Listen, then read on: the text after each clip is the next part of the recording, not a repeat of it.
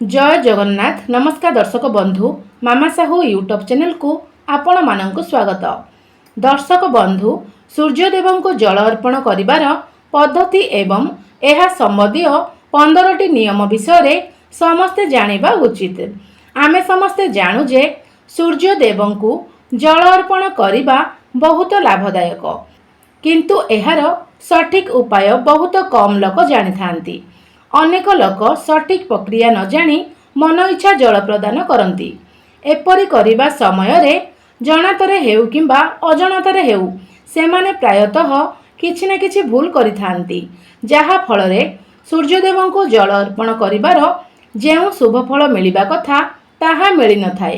तेणु एही पूजा पई सठिक समय एवं नियम जानिबा अत्यंत गुरुत्वपूर्ण। आज आमे सूर्यदेव को जल अर्पण करिवार पद्धति एवं नियम विषय जानिबा, जहा आपनकु एही कार्य संपादन करिवार सठिक समय और सठिक उपाय बुझी पारिबे। सूर्यदेव को जल अर्पण करुथिबा जे कौनसी व्यक्ति एही 15टी नियम पालन करिबा उचित। एही नियम गुडी को सठिक भाव में पालन करिबा द्वारा व्यक्ति जनक सूर्यदेव को आशीर्वाद पाइबार संपूर्ण लाभ मिलिथाए। तेणु सूर्यदेव को जल अर्पण करिबार उपयुक्त समय, केउ मंत्र, सठिक दिग आदि विषय रे वर्णना करा जायछि। धार्मिक शास्त्र अनुसार रविवार सूर्य देवता को पूजा करिबा द्वारा आत्मविश्वास और आंतरिक शक्ति बढ़ी थाए। आपण एही पूजा आरंभ करिले आपणक घरर समस्त चिंता दूर हेबो। ता सहित अशुभ ग्रहर नकारात्मक प्रभाव को ह्रास करिथाए। जदि आपण निज मान सम्मान वृद्धि करने को चाहूछंती, तेबे सठिक विधि रे सूर्य को पूजा करंतु। आपण को शुभ फल प्राप्ति हेबो। आसंतु एसबु विषय रे जानिबा, किंतु आमे आरंभ करिबा पूर्वरु जदि आपण चाहूछंती जे सूर्यदेव को आशीर्वाद सदा सर्वदा आपण सहित रहू। नंबर 1, किछि लोक विश्वास करती जे सेमाने जेकोसी समय रे उठी और स्नान करिबा परे सूर्यदेव को जल अर्पण करिपारिबे। ताहा सकाळ 9टा हेउ बा ताठारु अधिक हेउ, किंतु आमे स्पष्ट करि देउ जे सूर्यदेव को जल अर्पण करिबार एहा सठिक समय नुहे। सूर्यदेव को जल अर्पण करिबा पई एक निर्दिष्ट समय अछि एवं आमे एहाकु पालन करिबा उचित। जल अर्पण करिबार उपयुक्त समय हेउछि जेउ समय रे सूर्य उदय हुअन्ति। तेणु सूर्य उदय हेबा समय रे ही अर्घ्य देवा उचित। एथि सहित सूर्य उदय 1 रु 2 घंटा मध्य रे जल अर्पण करिबा सर्वोत्तम अभ्यास बोली विवेचना करा जाए।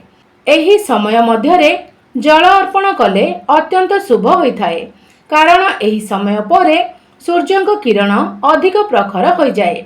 एहा परे पूजा करिबा द्वारा कौनसी लाभ मिले नाही, बरं क्षतिकारक मध्य होई पारे।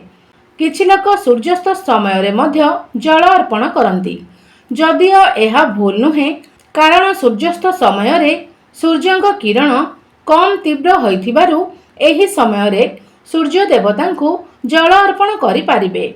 नंबर 2, जल अर्पण करिबा समय रे सूर्य देवता को दृश्यमान हेबा संपूर्ण जरूरी नुहे। प्रायतः परिवर्तित पाग परिस्थिति जेपरिक कुहुड़ी किंबा मेघाच्छन्न जोगु आमे सूर्य को देखि पारु नाहु, किंतु सूर्य उदय समय परिवर्तित रही थाए। तेणु आपण जल अर्पण ठीक समय रे ही करंतु। आमे समस्ते जानू जे सूर्य पूर्व दिगरे उदय हुअन्ति।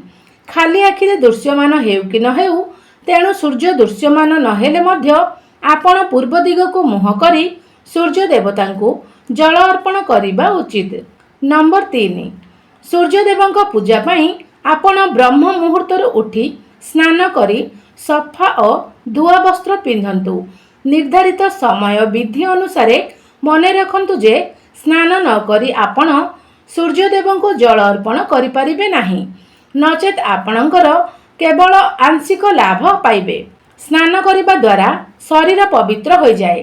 तेणु जदि आपण स्नान न करी सूर्यदेव को जल अर्पण करंती, तेबे आपण लाभरु वंचित हुअन्ति। एवं जल अर्पण करने कार्य कौन सी सकारात्मक फलाफल प्रदान करे नहीं।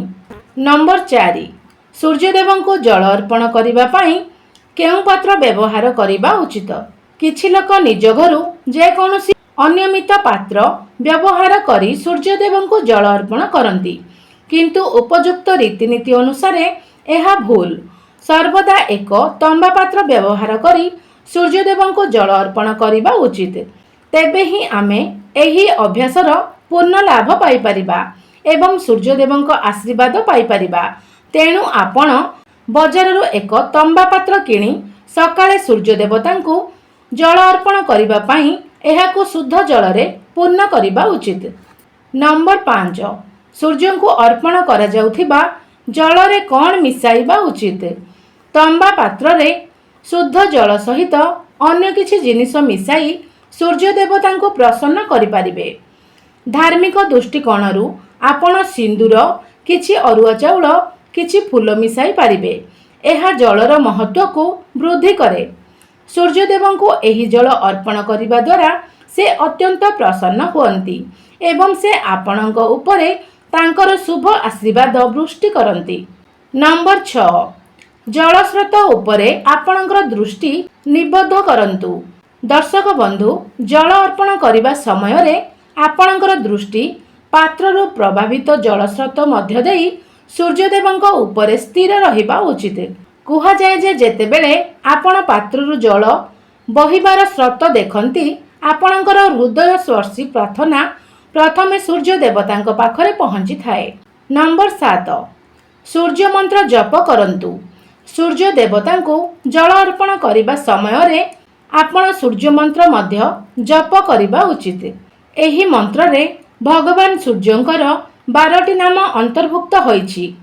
ओम सूर्याय नमः, ओम भास्कराय नमः, ओम रवये नमः, ओम मित्राय नमः, ओम भानवे नमः, ओम खगाय नमः, ओम पुष्पे नमः, ओम मरीचय नमः, ओम आदित्याय नमः, ओम सवित्रे नमः, ओम अर्काय नमः एवं ओम हरण्य गर्भाय नमः।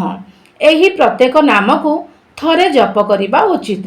सूर्य को जल अर्पण करिबार सठिक उपाय हेउछि अर्घ्य देवा समय रे भगवान सूर्यंक समस्त 12टी नाम जप करिबा।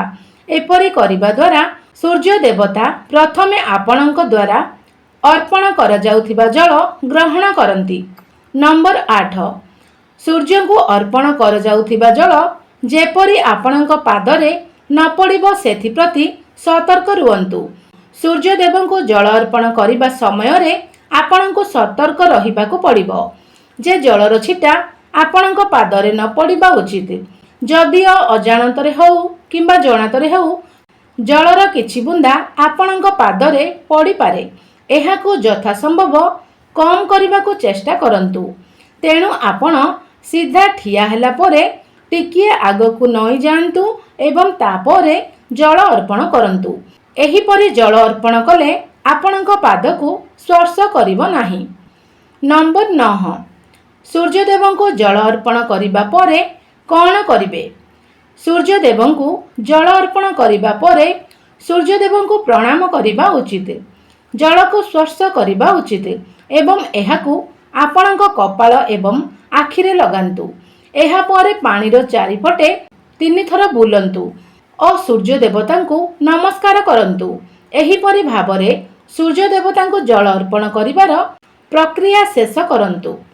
नंबर 10, जदि आपण सकाळे सूर्य देवता को जल अर्पण करंती विशेष ध्यान देवा उचित जे आपणक जल अर्पणर समय प्रतिदिन प्राय समान रहिबा उचित।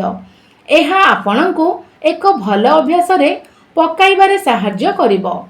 नंबर 11, जदि आपण सूर्यदेव को जल अर्पण करिबा आरंभ करिसंती तेबे आपणको कौनसी परिस्थिति रे एही नित्यकर्म को बंद करिबा उचित नुहे। जदि कौनसी दैव जग जगु आपण सठिक समय रे जल अर्पण करि पारु नाहंती तेबे आपणको पानी रे सिंदूर मिसाई एवं क्षमा प्रार्थना करिबा सह एही जल अर्पण करिबा उचित। नंबर 12, सूर्यदेव को जल अर्पण पाई व्यवहृत जल बासी न हेबा उचित। आपण प्रतिदिन सूर्य देवता सज एवं शुद्ध जल अर्पण करने उचित। यह सहित जल अर्पण समय रे आपण सूर्य देवता मंत्र और ओम घृणी सूर्याय नमः 7 थर जप करने उचित। यह हेउछि भगवान सूर्य देवतांकर एक अत्यंत पवित्र और शक्तिशाली मंत्र। प्रतः सूर्योदय समय रे एही मंत्र जप करने द्वारा जीवन में सकारात्मक शक्ति, आत्मविश्वास एवं स्वास्थ्य लाभ होता है बोली हिंदू परंपरा रे विश्वास रही। नंबर 13 सूर्यदेव को जल अर्पण करने समय रे पूर्व दिग को मुह करने को मन रखंतु, कारण सूर्य सही दिग को उदय हुअंती। यह सहित जदि संभव हुए तेबे पानी रे सिंदूर एवं एक लाल फूल मिसांतु। जदि एही जिनिस गुड़िक उपलब्ध नाही तेबे आपणको अति कम रे पानी रे गोटा अरुआ चाउल मिसाई अर्पण करंतु। नंबर 14 जो माने रविवार दिन सूर्य देवता को जल अर्पण करती सेमाने आदित्य हृदय स्रोत मध्य पाठ करने उचित। यह करने द्वारा सूर्य देवता प्रसन्न हुअंती। रविवार दिन आपण सूर्य देवता पूजा पाई गहम, लाल रंगर फल अथवा गुड़रू प्रस्तुत होइथिबा जे कौनसी मिठा भोग लगाई पारंती। यह सहित लाल रंगर फूल, लाल रंगर वस्त्र और लाल रंगर चंदन अर्पण करंतु। धार्मिक तथ्य अनुसार सूर्यदेव को लाल रंगर वस्तु बहु प्रिय होता है। एणु सूर्यदेव को प्रसन्न करने को आपण अर्घ्य देउथिबा जल रे लाल रंगर मुरुज सह किछि चाउल मिसांतु। सूर्यदेव को जल अर्पण करुथिबा व्यक्ति मांस एवं मद्यपान निर्भूत रहिबा उचित। तंबा पात्रु सूर्य देवता को जल अर्पण करने अत्यंत शुभ बोली विवेचना करा जाए, किंतु माटी पात्रु एहाकु अर्पण करने सर्वोत्तम अभ्यास बोली विवेचना करा जाए। नंबर 15 निज मान सम्मान वृद्धि पाई सूर्य देवता सह जड़ित वस्तु यथा गुड़, गहम, लाल वस्त्र, लाल चंदन और तंबा पात्र और लुण आदिर दान करंतु। सेथिपाई आपणक राशि रे सूर्य ग्रहक उपस्थिति मजबूत हेबा सह आपणकर समाज रे प्रतिष्ठा बढ़ी थाए। आपण एही दान कौनसी सहायता लड़ुथिबा व्यक्ति किंबा कौनसी ब्राह्मण को दान दे दियंतु। दर्शक बंधु जदि आपण एही भिडियोटी भल लगे दयाकरी भिडियोटी को गोटे लाइक करंतु। सूर्यदेव आपणक उपरे सदा सर्वदा आशीर्वाद वृष्टि करंतु। तेणु तांक लगी कमेंट रे ओम घृणी सूर्याय नमः लिखि पठाई दियंतु। आज पई एतिकी, पुणी देखा आउ गोटे नुआ भिडियो रे। धन्यवाद।